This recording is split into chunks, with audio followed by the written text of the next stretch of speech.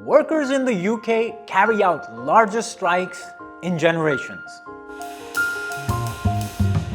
The United Kingdom has experienced the worst mass public strikes since the 1990s, with up to 500,000 Britons from different walks of life, such as teachers, civil servants from various departments, university workers, and train and bus drivers partaking in the largest strike of the generation.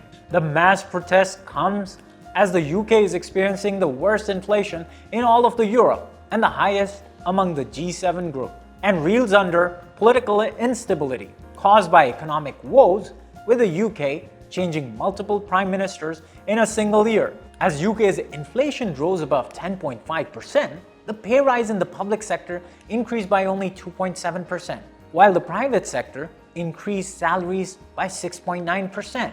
Earlier, there were also countrywide strikes by the UK's health workers, who have been holding multiple strikes over staff shortages and low pay, especially during and after the overheating of the health industry due to the corona pandemic. Despite the anger shown by unions, the government insists that a high pay hike would only fuel inflation by the cost pressure. The Conservative Prime Minister Rishi Sunak remains adamant about not changing his decision to not increase wages and defended the government's position.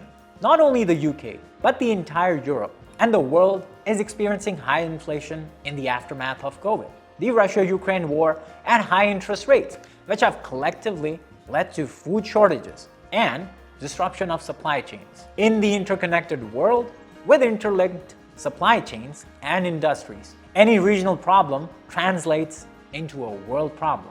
The COVID pandemic not only created troubles for the healthcare sector, but also other sectors, causing high inflation. According to analysts, the global economy is expected to further slow before rebounding the next year and is currently pegged at 1.7%, the weakest seen in nearly 3 decades. As per IMF's World Economic Outlook report, released on January 31st, global growth is expected to slow from 3.4% in 2022 to 2.9% in 2023, then rebound to 3.1% in 2024, with a more detrimental impact for advanced economies, such as the US, which will see its growth slow to 1.4% in 2023.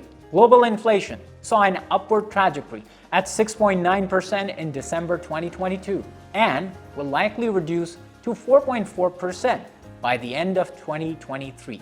The picture, however, isn't as gloomy. With China's economy reopening, the economic trajectory is taking a positive turn, with growth rebounding to 5.2% in 2023. China and India are expected to account for half the global growth in 2023. On the contrary, the US and Europe will only account for 10%.